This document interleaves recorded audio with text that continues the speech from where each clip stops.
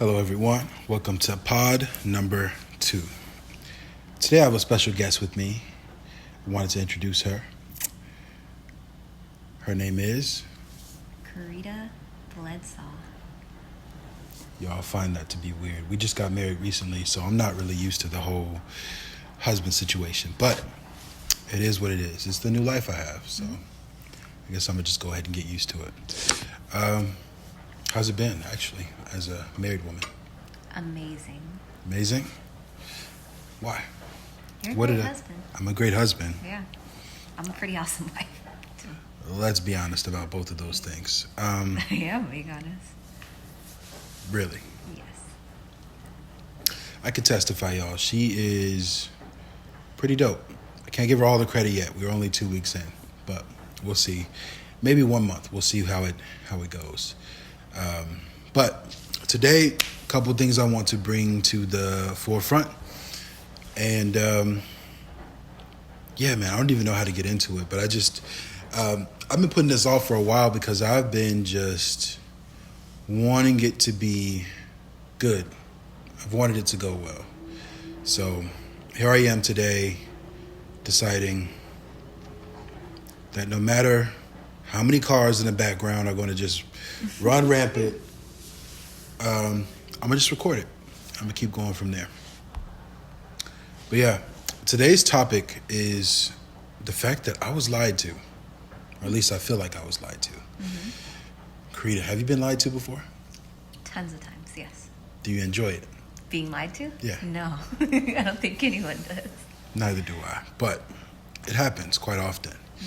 Mm-hmm. I want to say the first thing that I wanted to talk about was the fact that I'm maybe 2 weeks into marriage, and I came to the realization more so 1 weekend, realizing that a lot of the things that we talk about or the things that go on in marriage is self-induced in a way. Mm-hmm. I think changing perspective really shifts the dynamic of everything. Mm-hmm. Would you agree or disagree? No, I'd agree. You'd agree? Yeah. Why do you agree? I'll let you elaborate more and I'll point out the facts. I gave you the questions too. You kind of... I'm a guest. You're a guest. I'm piggybacking off what you say. Oh, whatever, man. So because of that, I think there's going to be a lot of mess ups here. But I'm 100% in my mind going to do the best I can and not say all the time. Look at that. I just did it. Wow. Okay. It's going to be harder than I thought. But here we are.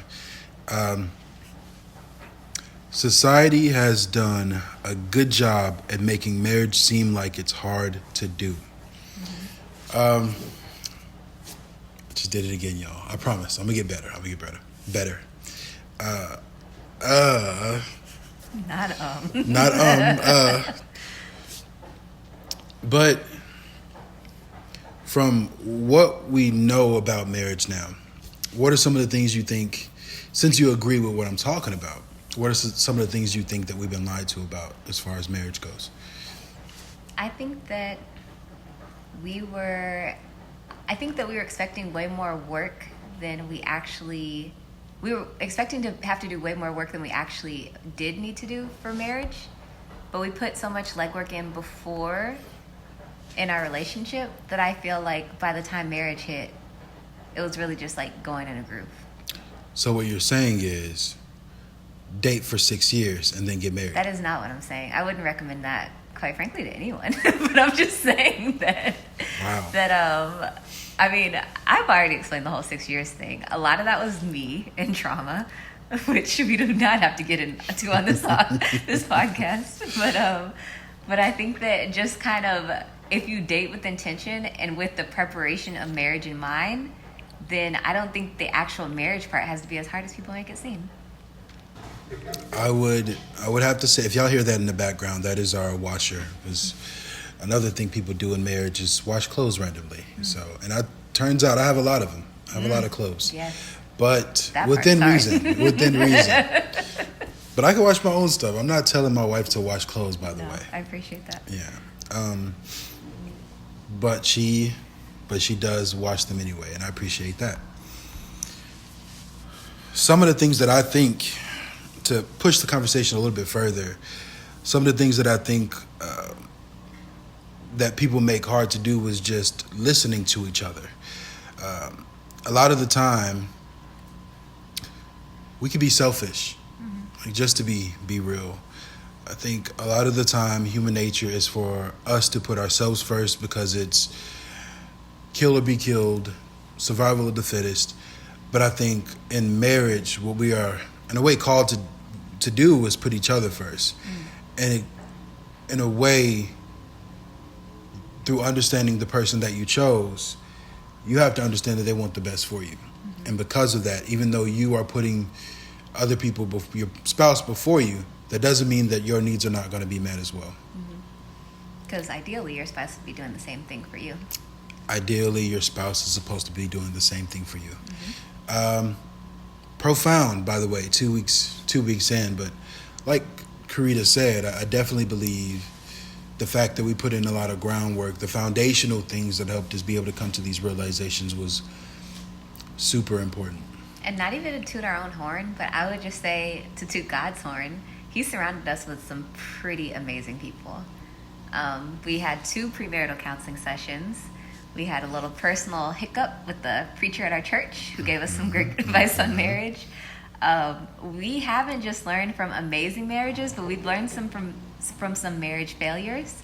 And I think that's been a huge blessing. So God has really given us a full view of what marriage is, the good, the bad, the ugly, all of it. And I think that's been a blessing. Wow. I can't say nothing more. I agree with that. I really do. I think the second thing that I wanted to bring up, just to, again, push it a little bit further, I wrote something down and I wanted to read it just to offer up some more dialogue. I found that if both parties decide to continually outdo the other in giving and wanting the best for each other, it becomes easier. What do you do when both, and Karita, I'll ask you this question. What do you do when both parties wake up in the morning and see the other one working on packing lunches? Like, do you try to make them breakfast? What I mean by that is, whenever you see someone putting in effort to put you first, what should the other partner do? Do you feel like they should just accept the things that the partner is giving them? Do you feel like it's an obligation do you feel obligated to be able to provide the same things for your spouse? I think it's a balance. We have our morning routine where, like, you make my breakfast sometimes and I'll make your breakfast. Whoops, I'm doing it now. We've also had times like maybe when you come home from work and I've already had my dinner or something and you really just need to relax. So you'll take a shower and I'll just heat up your food so that when you get out of the shower, your food is ready. It really just depends. I don't think there's an obligation that you need to be doing something for the other person every time they're doing something for you. But I do think that mindset needs to be the same, like constantly, like you said, trying to outgive each other. I would agree. I actually want to start finding some things I disagree with, so we could turn it argue. up. But argue, so we can argue. Sure. But no, not only that. I think that's one of the things that I've seen in some of the relationships that I was able to witness, is that whenever a partner would do something consistently, the other partner or the other person would just accept it and not necessarily have the motivation to one-up them in a positive way. I think that you can very easily get to that point in a marriage, and I can see how. How?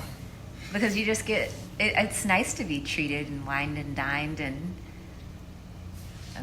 you can get relaxed. Just like when you start a new job, when you first start a job, you're really on top of things, but after years of working on a job, you don't have that same vigor that you did when you first started. Same with the relationship with Christ. Like, when you're brand new to your relationship with Christ, you're the main one wearing WWJD bracelets and going to every single church event. But after years of a relationship with Christ, you're like, dang, when's the last time I opened my Bible? I just think that type of stuff, unfortunately, fades. It takes effort to keep it up. To keep it up. So knowing that, and knowing that sometimes it can get to that point, like what are the things that we can do to either keep it going, or if we understand that there are going to be times like that, what do we do to just be able to accept, and do we give grace in those moments, or should we push ourselves to keep doing what we need to do? I think that you need to have some protection against getting lazy in a relationship, which I think we do. One of my favorite things we have is the team meeting that my therapist suggested that we have. So every Tuesday we discuss stuff. Well, we start by saying what we love about each other, and then we discuss anything that's on our minds. And I think that that's a great time to bring up, not only the bad things, but the good things too, and make sure those are emphasized. And I know something that we talked about in our first premarital counseling session is the importance of appreciation. And I think the whole getting lazy, I think people get lazy when they feel like what they've been doing the whole time isn't really appreciated. If you're constantly filling up my car with gas or constantly washing my car, and I just get to the point where I'm like, I don't have to say thank you, that's just what you do on Sundays, then I think that's when it can start to fade a little bit. Yeah. I definitely think that, I guess you could say I know, I want to say that I came into marriage level-headed in a way, to where my expectations just was not just all over the place and just expecting everything to be perfect. I think me coming into marriage, which actually helped me out, I wasn't expecting everything to be perfect. I wasn't expecting you to just be this different person. I think what I was expecting was the person I chose to spend my life with. I was expecting that person to have effort and grace. Like a lot of the things that are untangible, that can be, but because of them, you can see them physically. I think I was expecting those things. I personally was expecting myself to change in a way that I couldn't necessarily bring some of the things I did before into marriage, like spending what I wanted to spend, or doing what I wanted to do. I understood that I had to step up in that way. So me being able to wake up and seeing that my wife makes me tea every day, and how much I'm not bloated, it's a blessing. You're welcome. It's a blessing. You're regular. I'm very regular now. So God's gift. God's gift. That's awesome. So yeah, kudos to you, ma'am. Kudos. What else we got here? I think this one was more so a statement, but what I wrote down was, I found that making lists is not a bad thing. I believe it took me being in marriage to realize that. To elaborate more on that, in my life, I was able to do a lot of things and become successful in a lot of different ways by not having lists, not having to just focus on like tasks as much. I would be able to get in, do it, and be totally fine. But I would like to say now, as a married person, I don't see that it's a bad thing. I think in marriage, I'm starting to see that there are certain aspects about lists that me doing it alone is just daunting. But being able to do it together with someone helps me understand that this is not a bad thing, because I have a partner to complete these things with. Something that Karita always talked about was accountability. And I believe I did have accountability before. But I think the list thing, understanding now that I am a husband and I can't drop the ball on some things, I'm able to understand now that, I probably need a list, more so to understand what Karita is expecting of me, so that I'd be able to deliver in those things. Yeah, I think the list has been super helpful. It's easy to say you're going to do something, but I understand life gets the best of everybody. So I don't think that we're expected to remember every single thing that we say we're going to do. And I do think the list is an added accountability. And to be clear, we have our personal list, which can be, whatever they are, but we also have a marriage list, which is things we need each other to do for one another.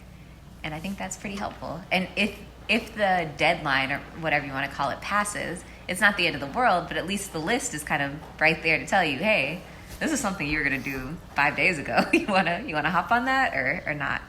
So it's pretty helpful. Yeah, I would. Yeah, I agree. Definitely helpful.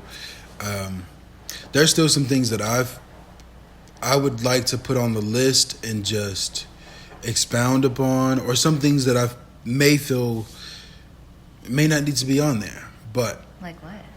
that's a great question. I'll save it for another time. I thought you wanted to argue. But- We're agreeing too much. Are we? Yes, I think we are.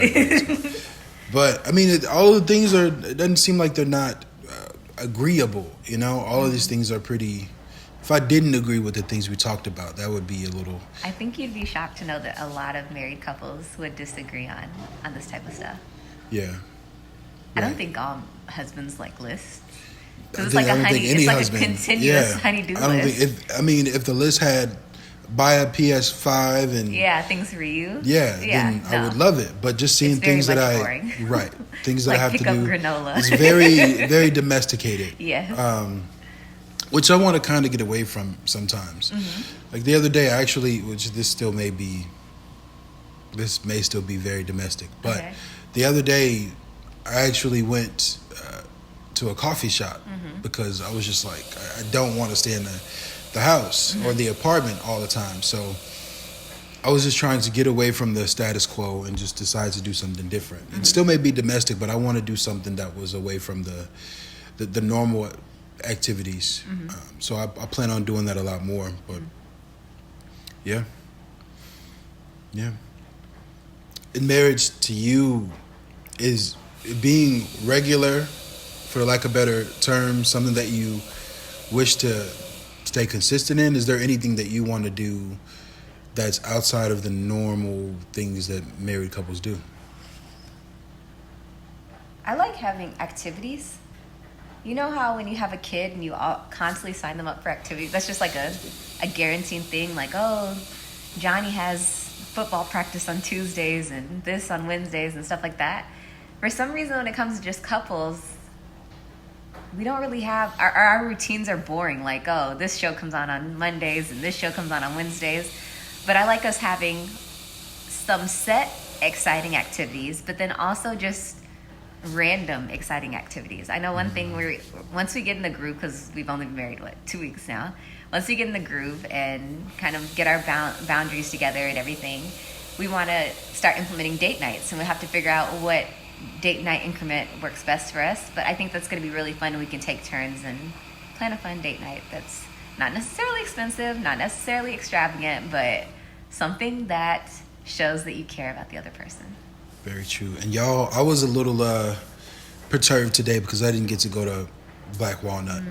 But not as mad as what Karita's making it seem. But I'd be shocked because you sure seemed upset. No, but I the wasn't. breakfast you made was absolutely amazing. Of course. And that's the thing. I know. And the free fancy drinks we got from the leasing office were amazing. Right, for sure. And I think one of the things why I was like wanting to do that is to throw it back to what I was saying previously. I don't want to get in the habit of just doing things because we're like married. I don't want to always have to do the same thing. I think that was one of the reasons that was more so underlying on why I was a little upset, because it was like, I don't want to just go home and make food here, you know.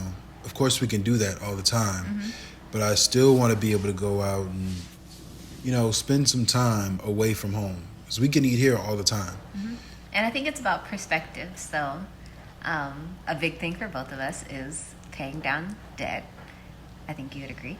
And I think that one of us has to be the one that's like, okay, we kind of already celebrated a little bit, which I would say the little coffee shop we went to, what was that, Friday? Was a little bit of a celebration. It was a bit more of a, that was extra money that was spent, you know? So do we really need to do the coffee shop Friday and do the breakfast on Sunday? Yes. I don't think we do. And it's fine that you think that. I'm not saying it's wrong. But if we had like one person reeling it in, then we can get even closer to our goal. And there will be a time where there's absolutely no reason I can argue on like going to the coffee shop on Friday, going to the date night on Saturday, and going to Black Wall Night on Sunday. Like, there's going to be a reason that, I can't fight back on that but for now, there's just a bigger goal in mind that I don't think all of those are necessary. And I would agree. It sucks to hear. No, I agree with that. The thing that I would argue is that I don't think we have deviated from our plans at all. We still have set amounts towards debt. We're still saving money, and we still have other things to circumvent us actually paying cash for things. Mm-hmm. I would say that we're not fully in the group yet. Why? Because we do have a plan. Mm-hmm.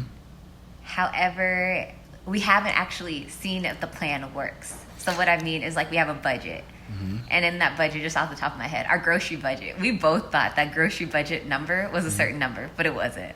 And we've gone over that number ever since we've been married, buying groceries.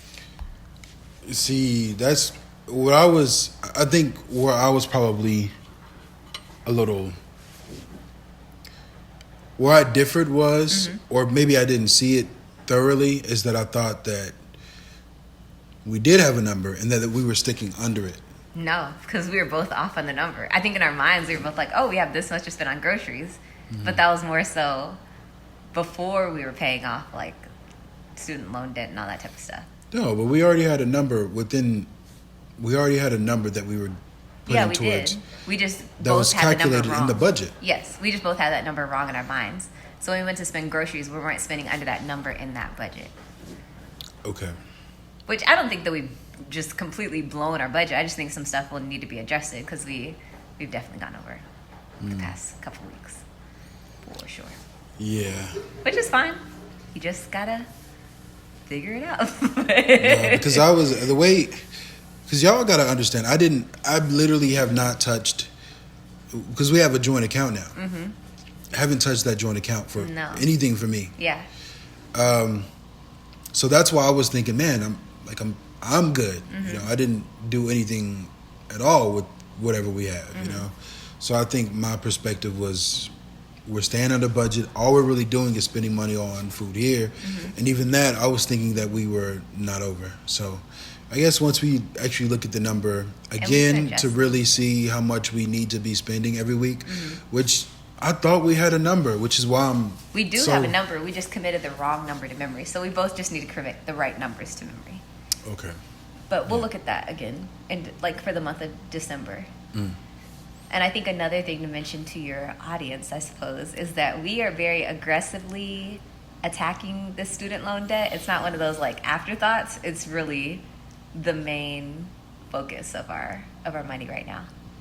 Yeah. And I would say after that is probably, maybe even before we get to the end of this, but the next thing will probably be a car, because we're gonna need a car. Yeah, we have two older vehicles that may or may not be on their last. They're on their last leg. I've been driving a car without AC for a while now, and it's not that I probably can fix it, but it's just like, if we're going to get a new car soon, may as well hold out. The other thing is, the other reason why I'm not as freaking out, and I also have a question to ask you about the freak out nature of Karita Bledsoe. Sure. But the other reason why I'm not freaking out is because I'm more so a person that sees in the future. I'm very well in the present. I do understand the past to a certain extent, but I use both of those things to be able to help me foresee the future. So I've seen how much we put towards the student loan the first time. I know how much we're putting towards the student loans every month after the first time. But I also understand the budget we had did not include bonuses. No. It was the bare minimum. It was the bare minimum. Yeah. I'm also understanding that I've already said any extra income that I have is going towards student loans.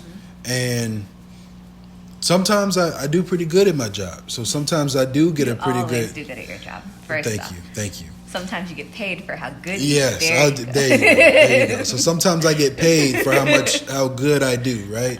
So understanding that even now, because I did really good this month, this fiscal month, the amount that we're thinking of paying each month for a student loan, I'd be able to, after we do our budget every week, put more towards our student loans.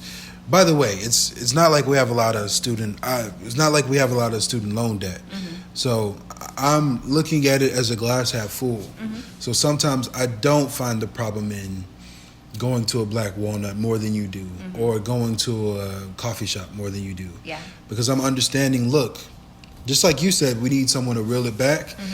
I think we need someone to actually need some, like, to break us out of the cheap mentality. I think today would have been a good example, but the way I caved, because I was like, I don't want to fight. But I did, in my defense, I did say it was up to you. Yes. So you did cave.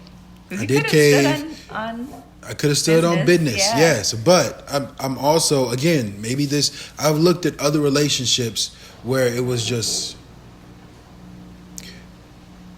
if I decide to do my thing right now, I may not hear the end of it later. Oh, wait, say that So, again? so if I do what I want right now, even though it's going to benefit you, because I know you were going to like Black I was Walnut. going to love Black Walnut. You were absolutely correct.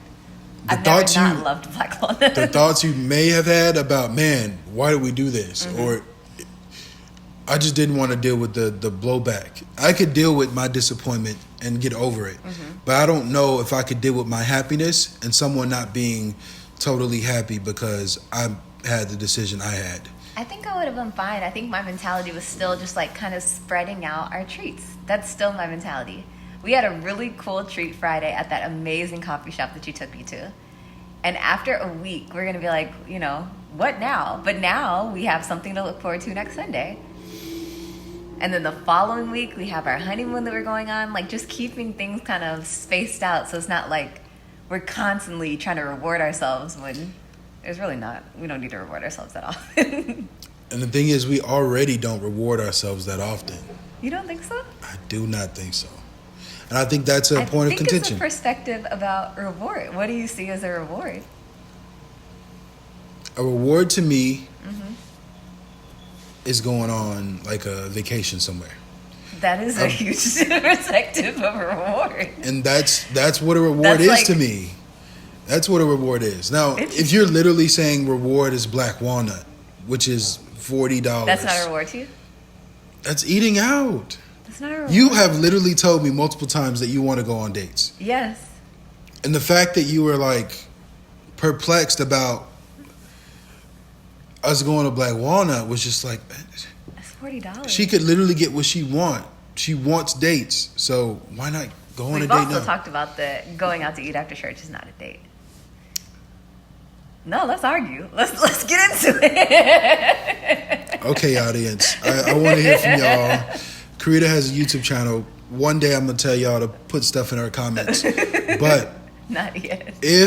not yet, because it has to go well. But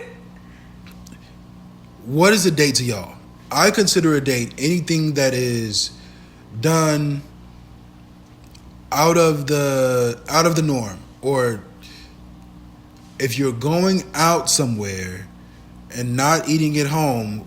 No, go with the first thing. You said out of the norm. Out of the norm. If you're going somewhere out of the norm, not staying home, and you're going to somewhere to eat. So the norm is home?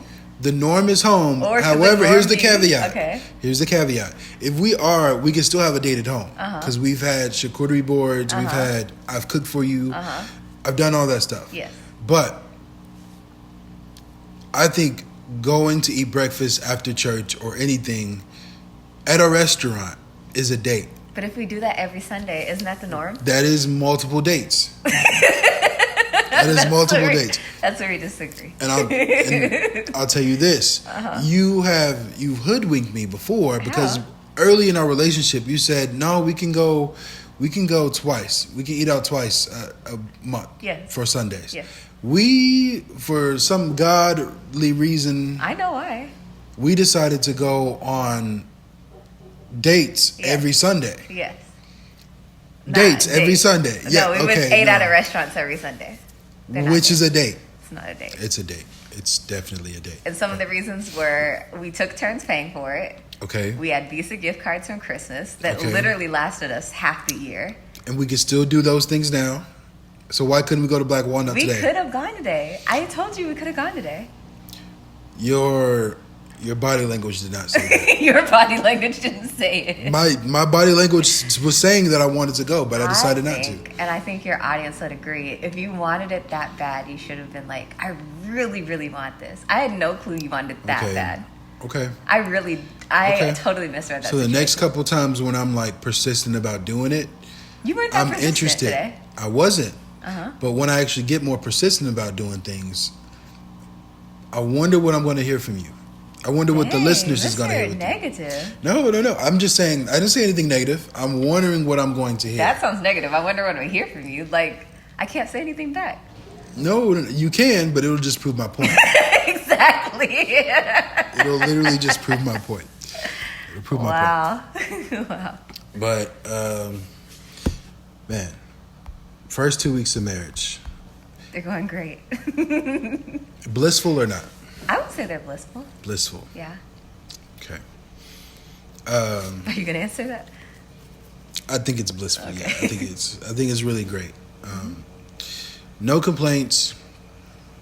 I think the reason why it is going a lot better than expected, again, to throw it back to the fact that I felt lied to, is that I'm understanding that all we have to do is just try every day. Try, even though we're 2 weeks in. I'm also level-headed to understand that there's going to be times when either one of us is not going to want to try, and we have to understand that and be okay with that. As long as we have a way to bounce back, just don't stay in that place. Yeah. Yeah. I So agree. yeah. Let's talk about family. Let's talk about family. So. It's a big one. How much time do we have? Oh man, so we're about 30 minutes in right now, Okay. so we'll see where this leads us. But Okay. as far as family, for me,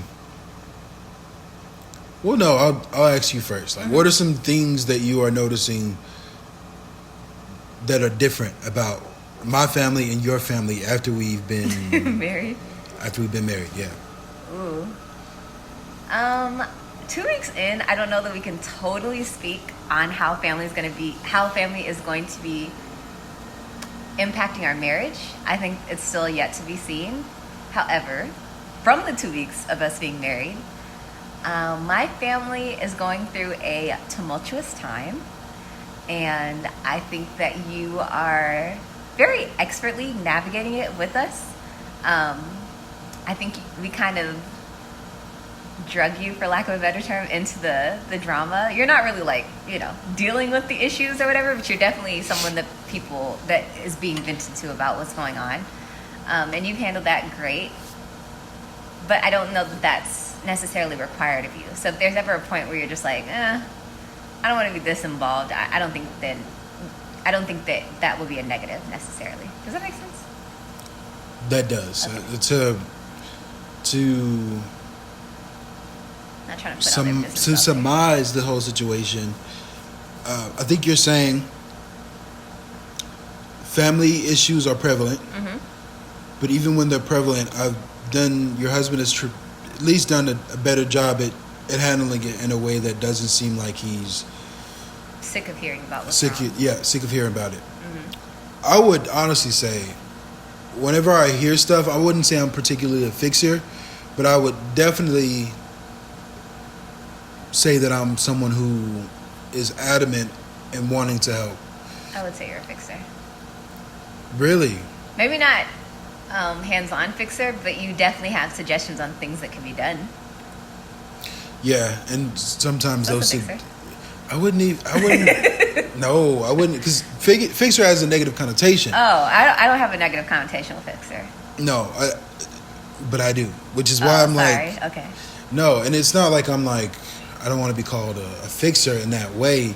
It's just I think fixer and helper can't be. They're mutually exclusive. I don't think they can be. What's a fixer? What's a helper? A fixer is someone who tries to take control of a situation and will it to being better. A helper is someone who really just has an ear. Okay. Someone who is offering advice, but isn't like, here, let me actually do this and do that. Yeah. I really just want to be there to help. Like, and if you enlist me to help in a way, or if you're comfortable with me actually contributing my time or my words or my ideas or even just some of the scriptures that I have in the tuck, then I think I'm more so a helper than a fixer. Okay. I'll give you the title helper then. You're definitely a helper. Yeah. But whether you're a helper or a fixer, I think it can be exhausting. It can be an exhausting position. For me or For anybody that's a helper or a fixer. Just taking on the emotional burdens of other people is a lot. And that's not even burdens within our marriage. It's my family's burdens. right. But I would even say, yes, that can be true. But I think sometimes it can be more so a burden to the individuals that God has not called to be that person. I truly believe God has called me to be a person that in a way intercedes for people. And intercession could be prayer. Intercession could be... The task of intercession is actually just being there for people that need you to be there. Yeah. Literally a helper. So I've dealt with this all my life to where people would think with work or even personal things, people would think that I would be exhausted by the amount of things that I've had to go through. But in reality, sometimes, yes, I may need a break, but I find solace in the fact that God created me to not be the person that the help is coming from. I'm just the vessel. So a lot of the things that I help out with, to me, I think it's evident when I'm trying to do it in my own power and when it's actually, when it's God-given, you know? So, yeah, some things that people seem to think that it could be exhausting, it's because they're doing it out of order and not in the way that God wants it to be done.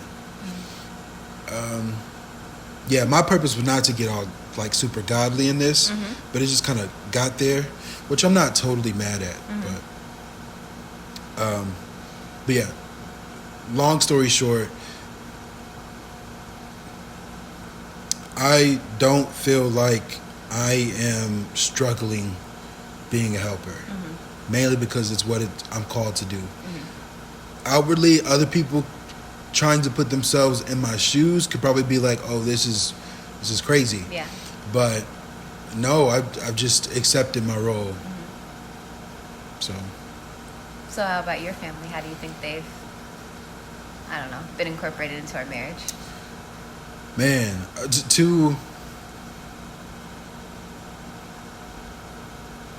I would say... Pregnant pause. Yeah, that was a crazy pause. But honestly, the way my parents, or family rather, have been incorporated in my family, or my marriage, is still very distant in a way. Still very distant. I can't necessarily say intentional. I just haven't necessarily found ways to like include them. But I am trying to do something. Like this Thanksgiving, which is coming up next week, they will be at my family's. Yeah, at your family's house. So I think just having those moments to where there could be connections there, it could break down the barriers a little bit more. I'm not sure what's going to happen. I don't either. We'll see. We'll see. But this may be our last year here for the holidays anyway. Wow, so that's who cares crazy. Why would you put that on a public platform? No, you were saying that that's a possibility. Oh yeah, you're right. Look I at didn't me. think I'm it was over a here. secret. But no, it may be the last time, for at least for a while, because we're not super tangible holiday people. We're not. I'd much rather spend some time with my wife and like go on a vacation somewhere. Thanksgiving is great, but we hate the feeling of being too full. We'd Yes. rather like eat it over days so we could just take the leftovers when we get back. Right. And then Christmas, like the gifts are not, neither one of our love languages are gifts. No, not at all. So, yeah. So I think my family is slowly but surely like creeping into the totality of what a family is. I'm just having hard times finding ways to include them. My family, of course, is going through a couple things, but Both of our families are going through a lot of things. No, it's quite frankly a miracle that we're able to still thrive in the midst of just craziness. Next time we won't do laundry during the. Next time we will not do laundry during a podcast, but it's just it shows us where we start. Shows us where we start. I'm literally looking at the voice of the recording, trying to see if you could hear it in the background or if you could see it in the background. But it seems though you could probably hear us better than the stuff in the background. Yeah. But yeah. But yeah, you can definitely hear it. But I think it's stopping now, so this is a good sign. Yeah, there was just a notification on the phone saying it was 5 more minutes. Okay, cool. But yeah, I think that's pretty much it about family. The last thing I wanted to get into was our lead up. We talked about our marriage and how we're married now. But do you want to, not even do you, let's talk about the lead up, at least the day prior, and just how that went down and how by just God's grace, we kind of was able to pull it out at the last end there. Take it over.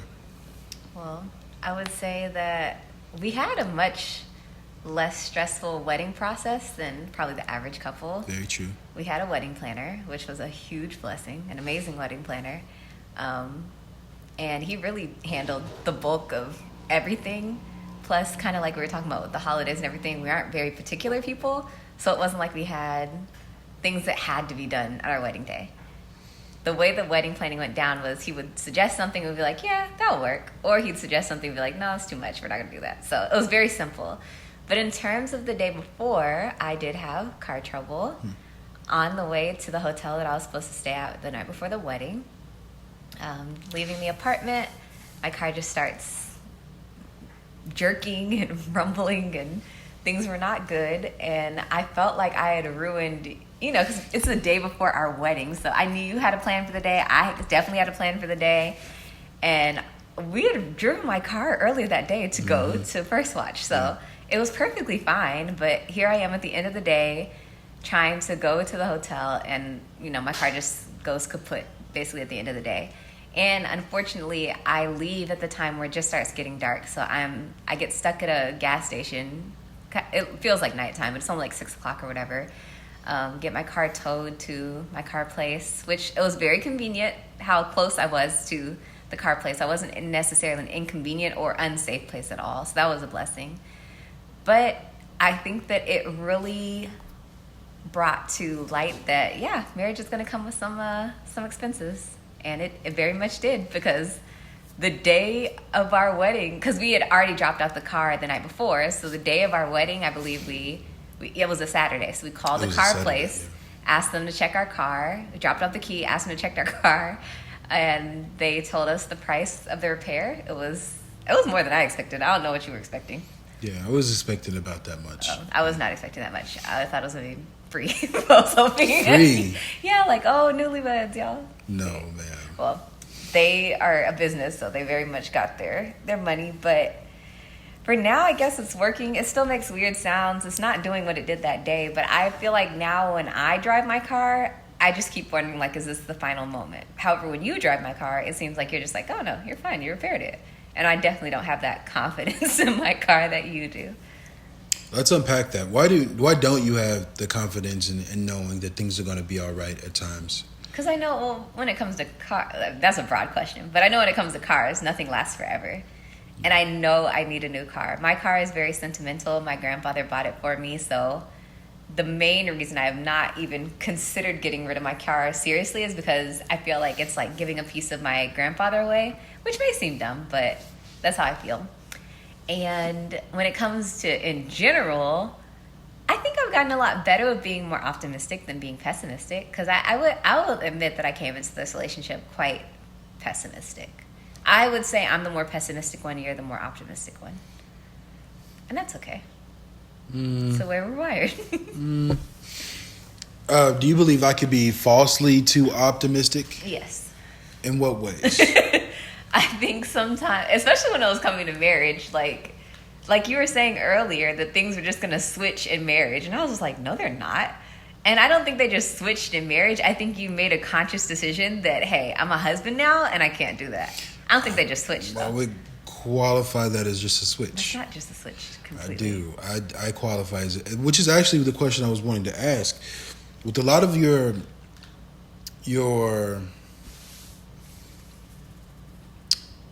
what's the good word? With a lot of your qualms or like your issues. What are you looking for? Oh my gosh. I didn't want to say that word. That was it. My brain kept on saying issues.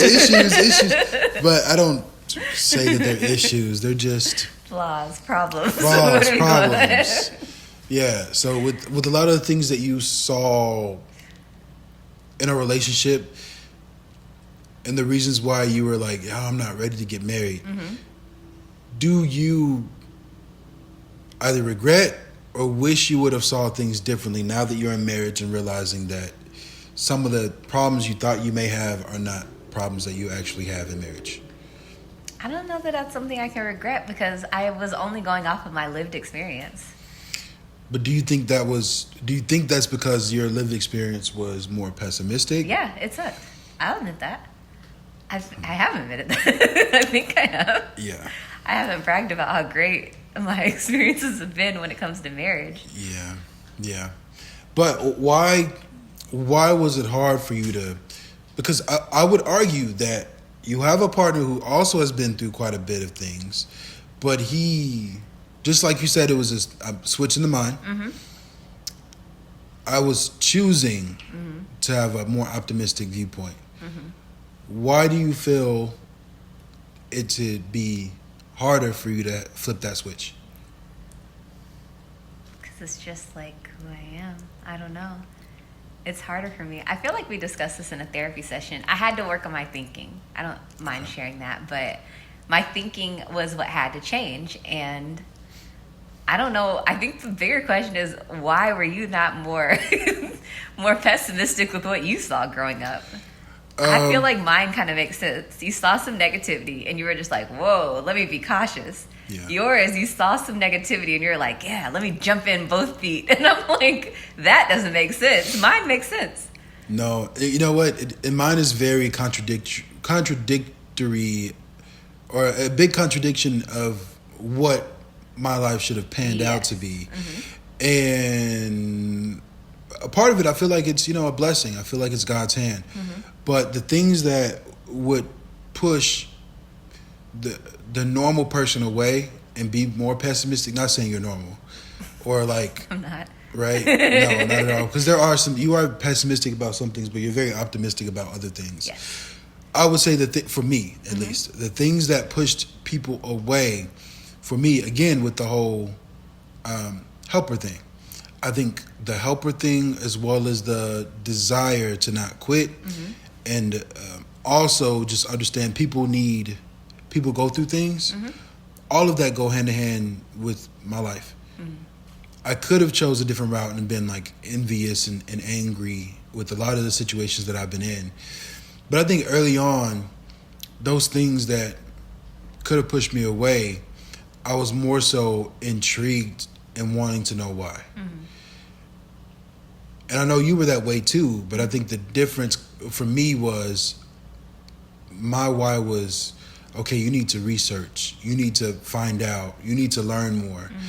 And I think now in my life that actually put me more in a position to where now I'm having to deconstruct a lot of the things that I learned. It helped me out as a child, but as an adult, I'm understanding that I'm a little bit too independent. I'm a little bit too independent from doing my research and finding out what I need to find out, and finding out that it's not as you could be more optimistic. In a way, I'm having to deconstruct all those things to realize that you can't be too much one way and you can't be too much the other way either. You can't be too optimistic and you can't be too pessimistic. You literally have to be moment by moment. And that is what I'm learning now, more so in marriage and in life. And it's another thing that pretty much I was lied to. To bring it back to our topic, I mean, I was lied to in a way from myself in my own brain, thinking that, okay, if I know everything, I will be okay. And that's not the reality I live in. I'm understanding that as a human being, we are physical. But we, as a human race, can literally think of images in our head and put them on paper, which tells me that we're not just physical, we're also mental. And then we have emotions, which means we are physical. I think I've been lied to in a way, and understanding that all of it could be physical. And you could literally decide what you want to do and what you don't want to do. But that's not reality. It's not. So, guys, I was lied to. Sorry. But it's okay. But I'm optimistic about learning every day and unlearning things. So, but anyway, y'all, wife, you got anything else to say? No, great episode. Great I episode. wish you well on this podcast journey. Thank you, ma'am. I appreciate it. But other than that, y'all, I will see y'all when I see y'all. To all, I bid you a farewell. Arrivederci, if that's how you say it. Buenas noches. Ciao. Konnichiwa. Okay. All of the things. Next time, deuces.